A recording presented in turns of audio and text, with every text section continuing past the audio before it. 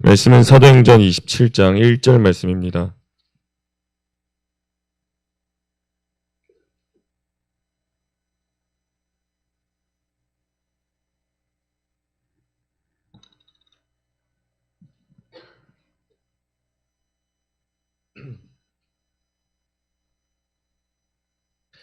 사도행전 27장 1절 말씀 다 같이 합독하시겠습니다. 우리가 배를 타고 이달리아에 가기로 작정되매 바울과 다른 제수 몇 사람을 아구스도대의 백부장 율리오란 사람에게 맡기니.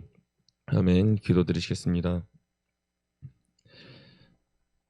하나님, 세상에서 수많은 종교가 있지만 그 어떤 신이 사람을 자신의 아들 삼으시고 자신의 친구 삼아 주셨다고 하는 신은 없습니다.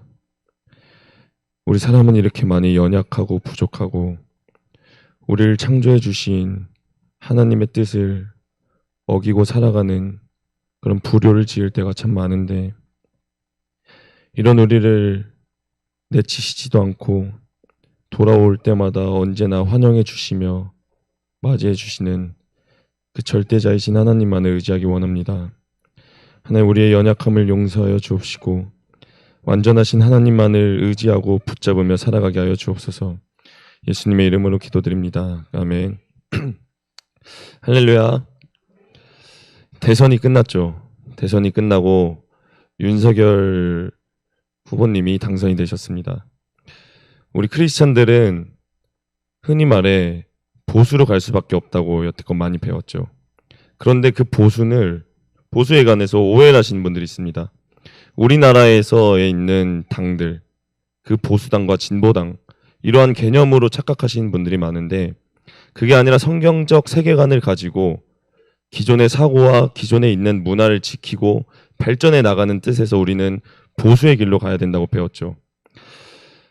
이제 앞으로 조금 설레는 일과 기대되는 일들이 있으면서 동시에 두려운 일들이 있습니다. 우리는 사람을 의지하지 않는데 그 사람이 뽑혔다는 이유로 그 사람이 실수할 때마다 주위에 물고 뜯는 사람이 생길까 염려됩니다. 우리 영시예배에 나오는 우리 성도님들은 그래도 다른 성도님들에 비해 더욱더 듣는 것도 많고 아는 것도 훨씬 더 아는 만큼 주변에 그러한 사람들이 있을 때 내가 어떻게 지혜롭게 대처해야 될지 미리 기도로 준비해야 될 줄 믿습니다. 우리가 어떻게 생각하고 평소에 어떻게 사고하는지가 우리의 평소 행동에 묻어나올 줄 압니다. 오늘 말씀에 사도행전 27장 1절의 시작의 단어를 보면 우리라고 적혀져 있습니다. 사도행전의 저자는 누구라고 하였죠? 누가입니다. 누가가 등장해서 사도 바울이 로마로 가는 그 길에 같이 동행하게 됩니다. 이 사도행전은 신약의 역사서라고 했습니다. 이 신약의 역사서인 만큼 그 어느 책보다도 굉장히 중요한 본문이고, 이것이 성경이 단순히 설화고 신화고 사람들이 지어낸 이야기다 라고 하는 것을 반증할 만한 그런 중요한 본문이 바로 사도행전입니다. 그런데 그 누가는 이 사도행전 속에서 중점을 잡은 인물이 바로 사도 바울입니다. 사도 바울은 우리가 여태껏 배워서 알듯이 이방 전도에 초점을 둔 사람이었죠. 근데 이 이방 전도가 사도 바울로만 과연 시작됐을까요? 구약 말씀에 보면은 우리가 다 잘 알고 있는 요나라는 선지자가 있습니다. 그 요나에게 하나님은 어디로 가서 전도를 하라고 하였죠? 니느웨로 가라고 하였습니다. 니느웨는 당시 북이스라엘의 적국이었던 아수르의 수도였습니다. 그곳에 가서 이스라엘 사람이 하나님을 전한다? 그건 진짜 목에 칼을 갖다 대는 자살행위였습니다. 그런데 요나는 수많은 하나님 앞에 불신을 행했지만 결국에는 전도를 하였고, 그 이후에 그가 보여준 모습은 참으로 좀 실망스러웠습니다. 니느웨가 멸망하는 꼴을 보려고 했는데 하나님 이러실 줄 알았습니다. 하나님 다시 살리실 줄 알았어요. 결국에는 망하지도 않고 나만 욕먹게 됐잖아요. 이렇게 불평불만하는 모습을 볼 수 있었습니다. 그런데 사도 바울은 그러한 모습이 없었어요. 사도 바울의 그 다메섹 도상에서 빛으로 나타나신 하나님, 그 단 한 번의 깨달음으로 변화됐었던 사도 바울이라고 저는 어렸을 때 생각을 했습니다. 그래서 나도 사도 바울처럼 회개를 해야 되는데 사울이었다가 바울이 된 것처럼 그 단 한 번의 회개만으로 나도 사도 바울처럼 쓰임 받을 수 있지 않을까? 옛날에는 이러한 생각이었는데 근데 사도행전의 말씀을 읽고 계속 읽어보니까 사도 바울은 그 단 한 번의 깨달음만으로 지금의 사도 바울이 될 수가 없었습니다.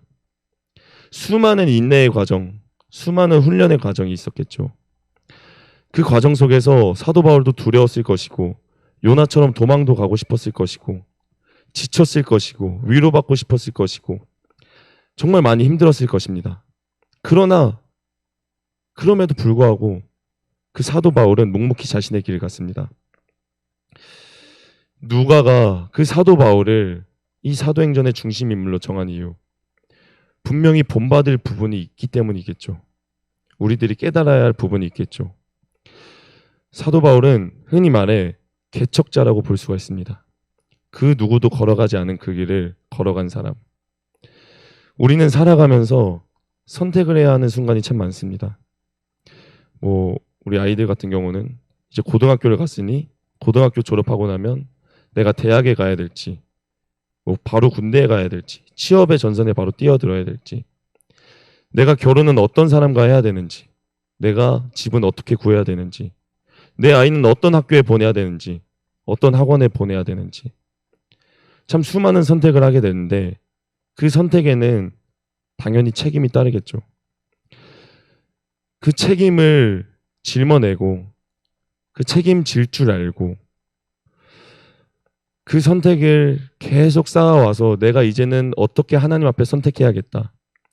예전에는 이렇게 잘못 선택했었었는데 그 삶을 돌아보니까 이제는 이쪽 길로 가야겠구나. 이럴 때는 하나님 앞에 완전히 포기해야 되는구나. 이럴 땐 내 입을 다물어야 되는구나. 우리는 살아가면서 이러한 사실들을 배워갑니다. 간접적으로 말씀을 읽으면서 깨달으면 너무 좋을 텐데 사람이 너무 부족한 나머지 삶으로 부딪히고 내가 깨지고 무너져야 그제서야 깨달을 때가 많습니다. 저는 너무 웃긴 말이지만 그 첫사랑을 참 잊지 못하는 사람 중에 한 명입니다. 그 첫사랑을 하던 때가 그 어느 때보다 제가 힘들 때였기 때문에 더 그랬던 것 같기도 해요.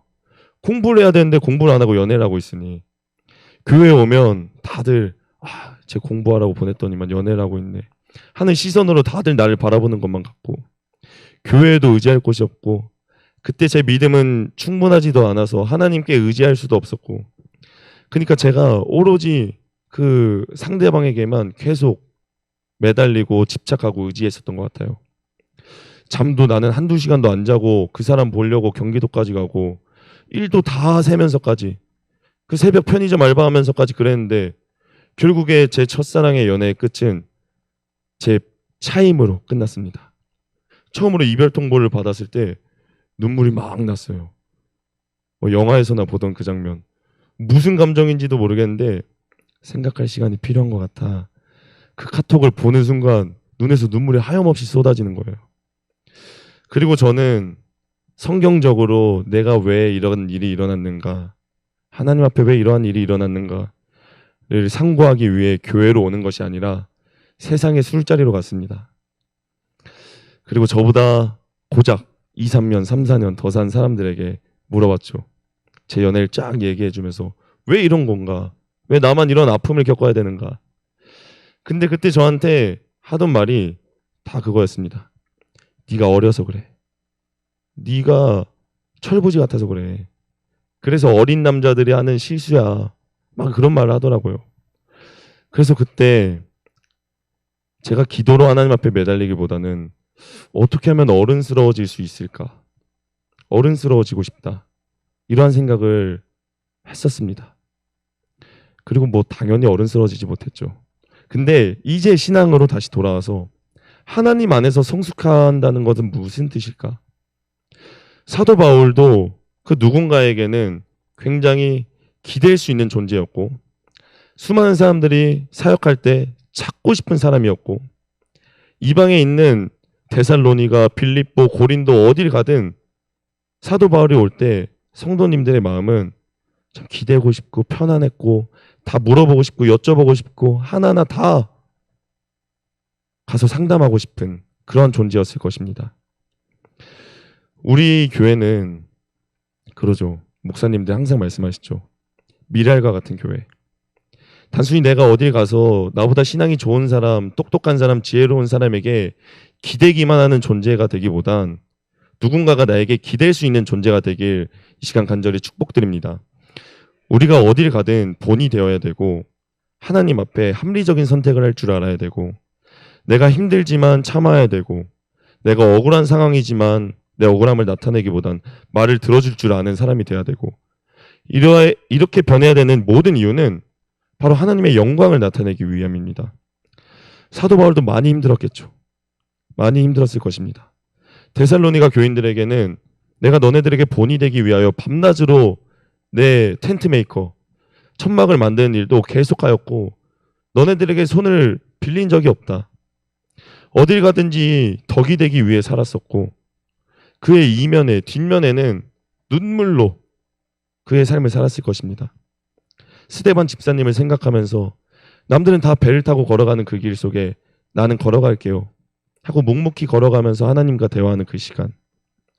사람에게 의지하기보다는 하나님께 의지하는 그의 선택. 그 모든 것들을 우리가 닮아야 될 줄 믿습니다. 영어로 묻다, 요청하다.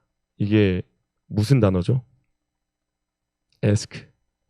제가 오늘 알게 된 신조어입니다. ask의 스펠링이 어떻게 되죠? ask. ask. ask. 애새끼. 애새끼를 요즘 ASK라고 한대요. 어른과 ask. ask. 애새끼의 차이. 어른스러움이란 건 무엇일까? 지금 저는 이제 청년부 친구들과 같이 생활하면서 이제 30을 향해 달려가고 있는데 누군가는 20대 초반이라는 나이임에도 불구하고 사람들이 항상 의지하고 기댈 수 있고 그러한 존재인 반면 누군가는 저처럼 나이를 먹을 만큼 먹었지만 아직까지도 남에게 도움이 되기보단 도움을 받는 쪽에 속하고 그리고 어디 가서 철부지스럽다는 얘기도 많이 듣고 어디 가서 욕 많이 먹을 것 같다는 얘기를 많이 듣고 우리는 어른스러워져야 되는 이 이유가 내 개인의 삶을 위해서도 분명히 있겠지만 앞서 말했듯이 우리는 하나님의 영광을 위해서 반드시 어른스러워져야만 됩니다. 내가 본이 되어야지만 날 보는 사람들이 아, 저 사람이 하나님을 믿는 이유가 있겠구나 하고 이 길로 따라오게 될 것이고 그리고 성경에서 무엇보다 그렇게 살라고 했으니까 그 길에 순종하려면 우리가 어른스러워져야 될 줄 믿습니다. 나이가 들어도 에스키처럼 할 사람은 똑같이 그렇게 살아가고 나이는 중요하지 않다는 것을 우리가 알 수가 있습니다.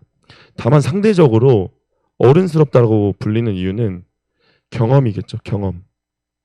경험을 통해서 깨닫는 것. 내가 했던 선택에 대한 책임. 그 책임을 질 줄 아는 사람. 하나님 안에서 내가 이런 경험을 다 해보니까 아 이렇게 살면 안 되는구나. 제가 첫 연애가 실패하고 나서 저기 방송부 부장님과 속초로 여행에 가서 그렇게 술을 퍼마셨습니다. 전도해야 될 저 사내를 앞에 두고 그렇게 술을 마시고 심지어 진원이한테 그랬어요. 진원아 나 오늘 진짜 담배 필게. 진원이가 미쳤냐 피기만 해봐 네 얼굴도 안 볼 줄 알아. 과감없이 폈습니다. 저 때문에 전도가 늦춰졌겠죠. 그리고 저희 아버지가 사고 당하셨을 때 참 가슴이 아팠죠. 힘들었죠. 근데 그 힘듦을 하나님께 의지하고 토로하기보다 또 저 친구와 같이 수요에 가서 술을 마셨습니다. 그러니까 이제 와서 힘들고 괴로운 일이 있을 때마다 아 그때 내가 세상에 의지했던 것들 결국엔 그렇게 해보니까 다 제자리 걸음밖에 안 되고 뭐 하나 내 삶 속에 달라지는 것도 없고 주변에 내 가정이나 친구들에게 힘이 돼주지도 못하고 그랬는데 하나님 앞에 매번 위로나 받고 있는 제 삶이 너무 싫어서 이제는 그렇게 선택하면 안 되겠구나. 내가 지난날 이러한 선택을 했어. 그걸 통해서 결과적으로 아무것도 얻은 게 없어. 그러면 그 선택을 하지 말고 다른 길로 개척을 해야죠. 아무도 안 갔던 그 길을 사도 바울이 개척하고 가니까 그 이후에 수많은 제자들이 곳곳 유럽에서 자신의 목숨도 내바치면서 하나님을 전도했던 것처럼 예수님이 이 땅에 오신 이유 우리를 위함이었죠. 아무런 연고도 없는 우리들. 근데 그런 우리들을 위해서 자신의 억울함까지 나타내지 않고 십자가에 매달려 돌아가셨습니다. 그런데 제자들에게 와서 불평하시지 않으셨어요. 하나님에게 가서 원망하지도 않으셨어요. 그 억울함, 그 힘듦, 그것을 인간의 몸을 입고 오셨기 때문에 인간의 연약함을 예수님 또한 그대로 느끼셨습니다.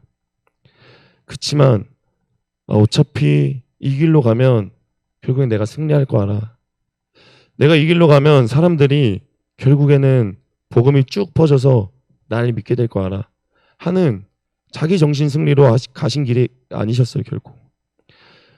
인간의 몸을 입고 오셨기 때문에 그 나약함과 힘듦을 알고 계셨기 때문에 돌아가시기 전날까지 기도하셨습니다.